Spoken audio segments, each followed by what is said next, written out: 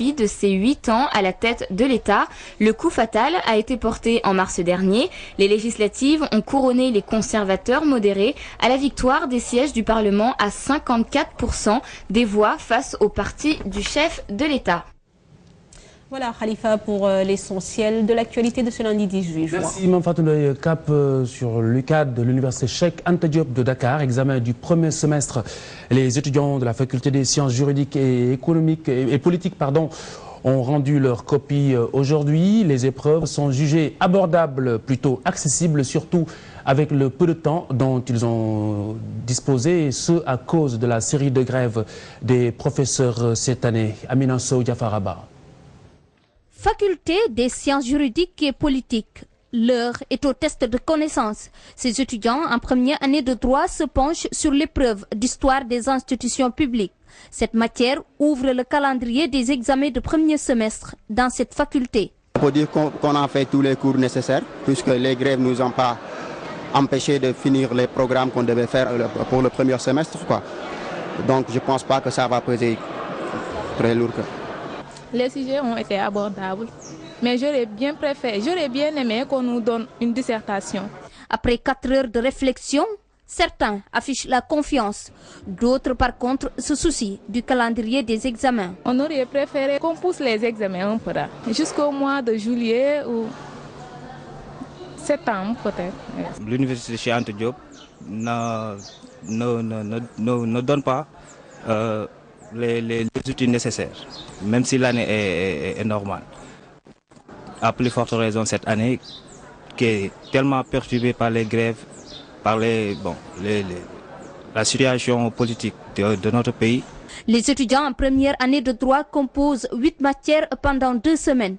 Leurs aînés de la deuxième année prendront la relève mercredi prochain. En attendant, les étudiants se consacrent aux révisions. Comment payer son loyer moins cher à Dakar? Eh bien, déménager n'est pas forcément la bonne solution. On aurait dit d'ailleurs que les propriétaires se sont donné le mot avec la complicité des agences immobilières. C'est la lecture du locataire, mais ses interlocuteurs, eux, se renvoient la balle. Ibrahim Khan et Ababakar Kamara. Dans cette localité communément appelée Ouest Foire, la prolifération des immeubles reste l'aspect le plus visible.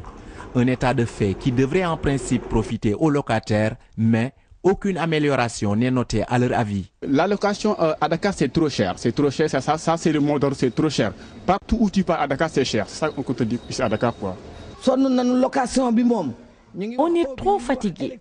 La location coûte excessivement cher à Dakar. On parle d'eau, d'électricité et j'en passe. Mais c'est la location qui reste le problème majeur des Sénégalais. Et si tu ne payes pas à la fin du mois, tu risques d'être chassé des lieux. Le constat est le même. Le prix du loyer plombe sérieusement le bien-être des populations. Pour certains, les agences immobilières, mais aussi le courtage, sont en partie responsables de la surenchère notée au niveau de la fixation des prix. C'est les propriétaires qui fixent leurs prix. Ce n'est pas nous qui fixons nos prix aux propriétaires. Non, non. C'est une prestation de service, c'est très normal. Mais notre métier là, ça existe partout dans le monde. Pour les bailleurs, comprenez les propriétaires d'immeubles, les prix sont raisonnables. Les clients ne savent pas de quoi ils parlent. Ils devraient plutôt demander au gouvernement de diminuer le prix du foncier.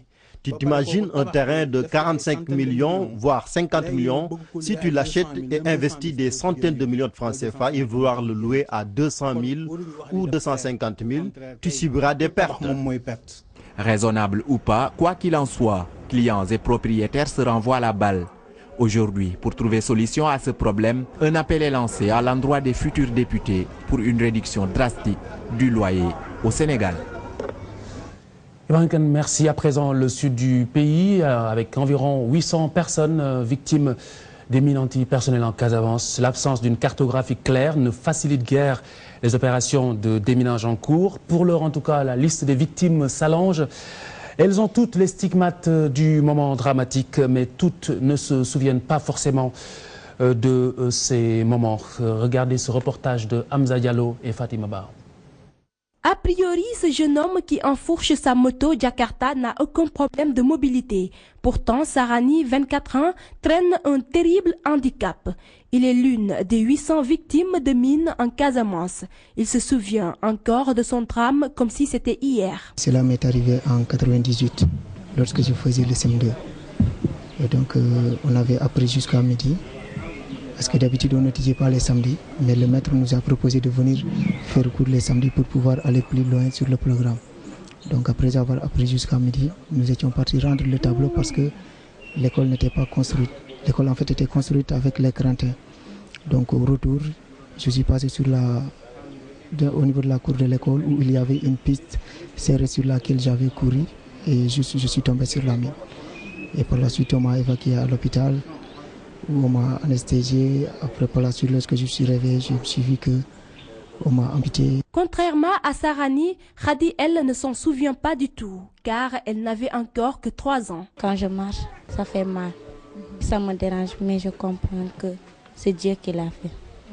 Pour leur prise en charge et leur insertion sociale, ces victimes de mines sont suivies par un psychiatre. Nous avons l'habitude d'utiliser ce qu'on appelle donc le débriefing de Michel Perrin-Klinger. Donc c'est une technique qui a fait ses preuves. Comme nous n'avons pas la possibilité de les prendre en charge individuellement, nous les regroupons donc en groupe. Il y en a certains quand même qui, à la suite donc des 2 séances, et donc ont repris une vie normale.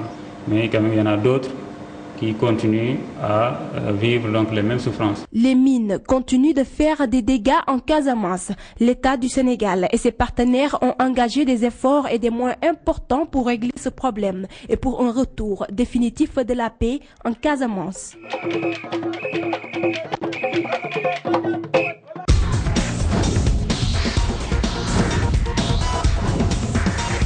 À présent, la page des sports avec Manfatou Ndoye. Bonsoir. Alors, on va commencer par une bonne nouvelle pour l'athlétisme et surtout le sport sénégalais qui va augmenter sa délégation pour Londres 2012. Ce dimanche, Amy Sène, lanceuse de marteau, a terminé 3e des championnats de France avec un jet de 69 mètres 10. Profitant de l'occasion, Amy Sène a réalisé les minima B pour les Jeux Olympiques et puis d'une pierre 3 coups puisque Amy Sène a battu en même temps le record d'Afrique détenu jusqu'ici par une Égyptienne, Marwa Hussein, qui était restée à un jet de 68 mètres 48.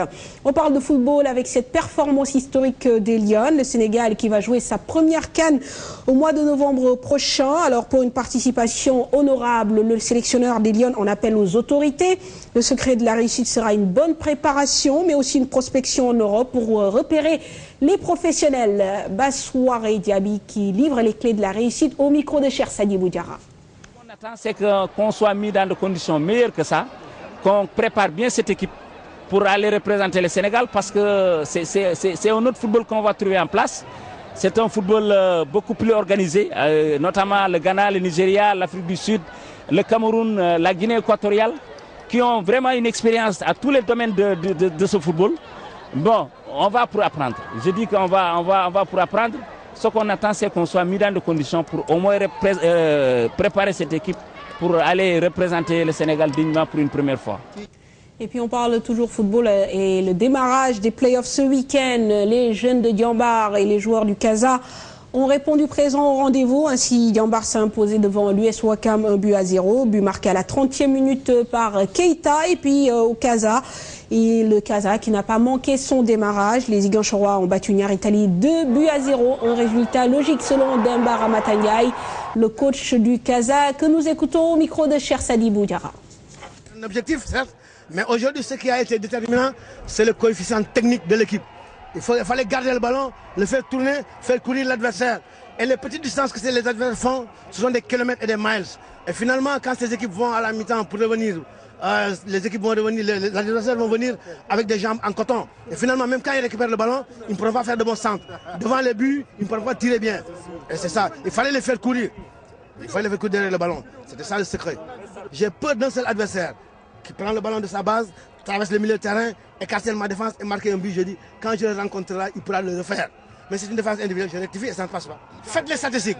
Plus créateur d'occasions de but que nous, dans ce championnat-là, n'existe pas. On a eu combien d'occasions? Wakam, si Niatale était parti avec 5, on n'aurait pas créé scandale. Mais c'est leur âge, ils sont jeunes, 18 ans, 19 ans, ils jouent le football de leur âge. Et parfois, c'est négligent, mais il faut faire avec. On continue à travailler. Et puis des gens pour courir, il faudra bien qu'ils en aient. Eux, ce sont les Italiens et les Croates qui s'affrontent en ce moment pour le compte de la 3e journée de la poule C. C'est également le cas entre l'Espagne et l'Irlande. Alors hier, l'Allemagne et le Portugal se sont qualifiés pour les quarts de finale. Dans ce groupe de la mort, ce sont les Pays-Bas qui ont été éliminés. Le point avec Chertidiane Diao. Le verdict est tombé et comme prévu, un grand est resté sur le carreau, même si ce n'est pas celui qu'on attendait. En effet, les Pays-Bas, vice-champions du monde, ont quitté la compétition avec un 0 pointé. Obligés de gagner, les Oranges ont attaqué pied au plancher ce match. Ils ouvrent le score par l'intermédiaire de Raphaël van der Vaart. Dans l'euphorie et la perspective d'un deuxième but qui les qualifierait directement pour les quarts de finale, l'égalisation survient dans la foulée par Cristiano Ronaldo. Une libération pour le champion d'Espagne qui va inscrire le deuxième but qui qualifie son pays, faisant du coup taire ses détracteurs. Dans l'autre match, l'Allemagne, sans surprise, fait un sans faute. Les Danois feront longtemps illusion, mais c'était sans compter sur Bender qui crucifie le peuple viking à la 80e minute. Auparavant, Podolski avait ouvert le score avant que Krandelli n'égalise. Place maintenant au quart de finale avec comme affiche Allemagne, Grèce et Portugal, République tchèque.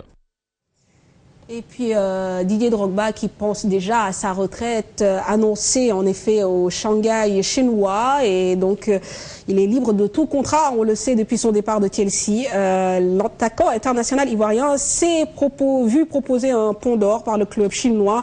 Il devrait toucher 248 000 € par semaine, soit le double de ce qu'il avait chez les Blues et donc un contrat également d'1 année et demie. Il devrait officialiser son arrivée dans le club chinois dans les prochaines heures. Voilà pour l'essentiel de l'actualité sportive, Khalifa. Merci Mme Fatou Ndoye. Ce soir, le focus, c'est le PDF en question, le programme décennal de l'éducation avec un bilan assez controversé. Les syndicalistes parlent d'échec et cela loin de la lecture assez positive de la tutelle. C'est un sujet signé Fatima Kébé, Chérif Dia et Ibou Cissé. L'État du Sénégal s'est toujours glorifié d'avoir consacré plus de 40% de son budget à l'éducation. Une éducation soutenue depuis plus de 10 ans par le programme décennal de l'éducation et de la formation. En dépit de tous ces efforts, les problèmes demeurent. Il est nécessaire qu'on ait des résultats. On ne peut plus continuer à faire des constats d'échec et de dire pourquoi on n'avance pas. Cette période a été marquée par beaucoup d'incertitudes à cause des grèves, à cause d'une incompréhension.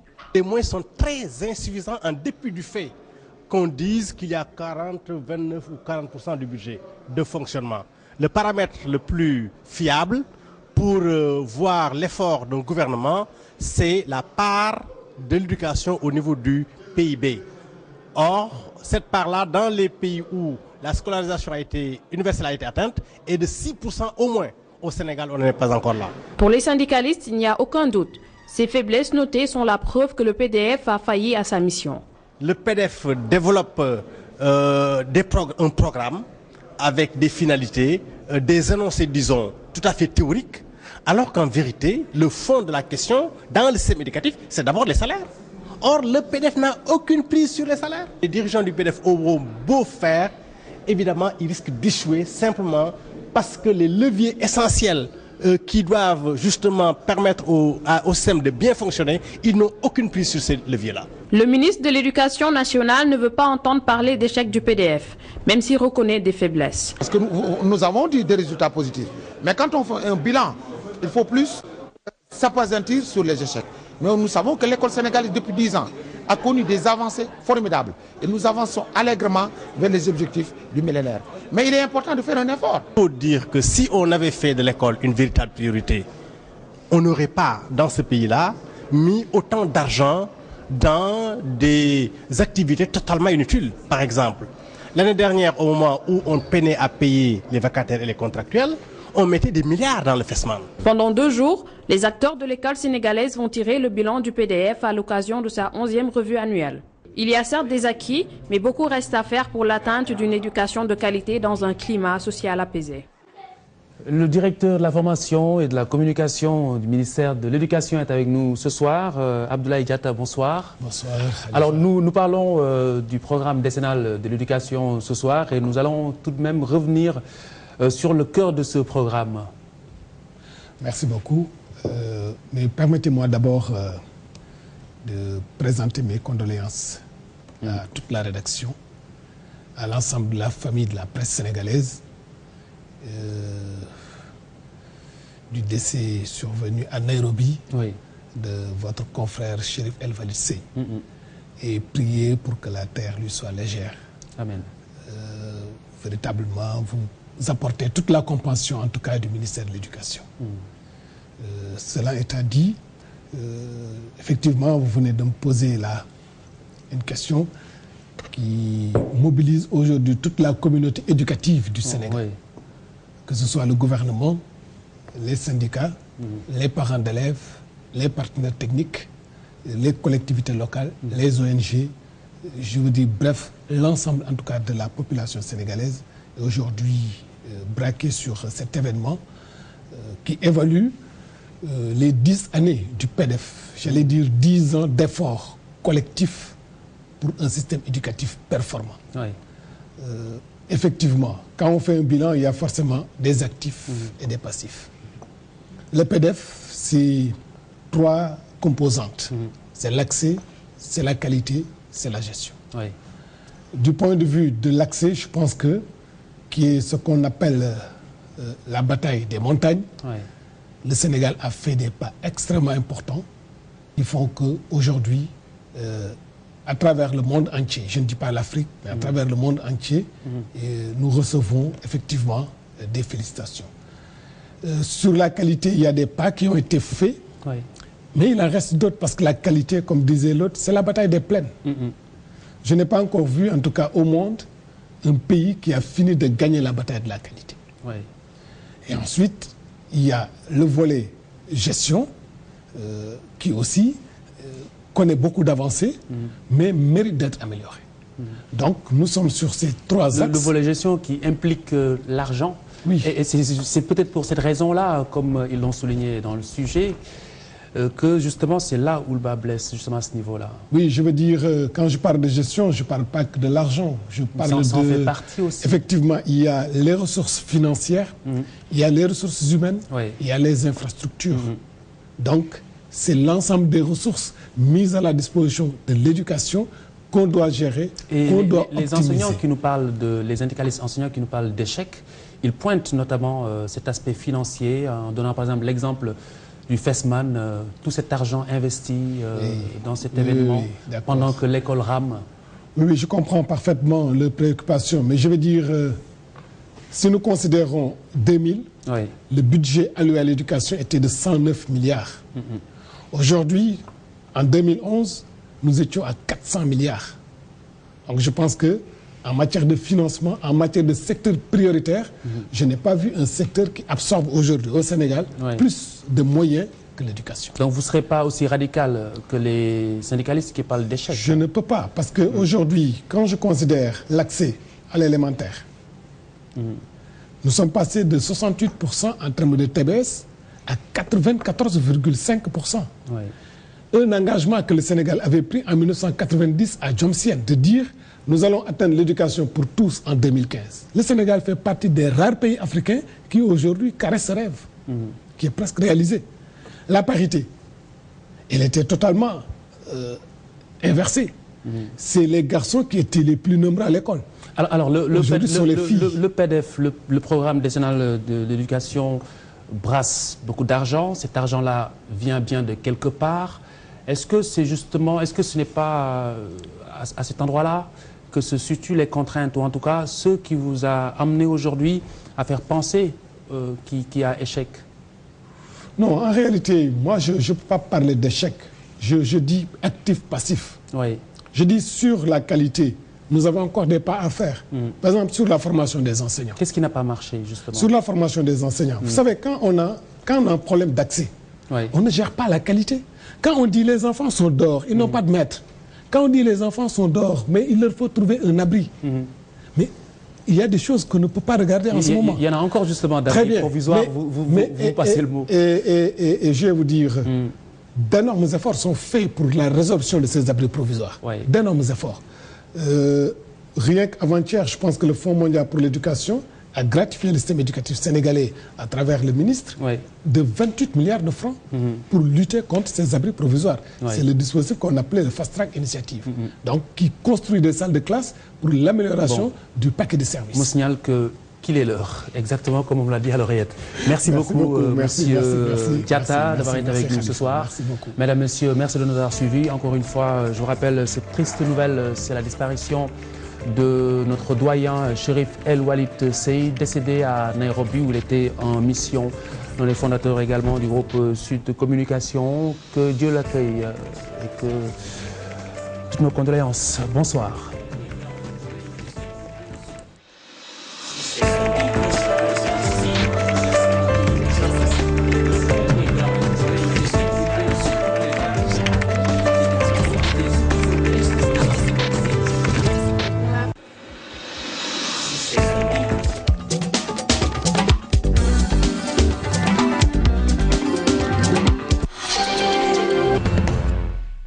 Bienvenue sur la TFM et bienvenue à votre émission Question Directe qui reçoit aujourd'hui Monsieur Maître, je voudrais dire, Sidiki Kaba. Il n'est pas présenté, vous le connaissez, Maître Sidiki Kaba, est un avocat international, avocat à la Cour au Sénégal et ensuite ancien président de la Fédération internationale des droits de l'homme, président d'honneur de cette institution aujourd'hui. Que tous ceux qui ont eu à gérer l'argent public, s'ils ont eu à commettre des malversations, qu'ils rendent compte lorsque des preuves sont établies, et il est important qu'à partir de maintenant,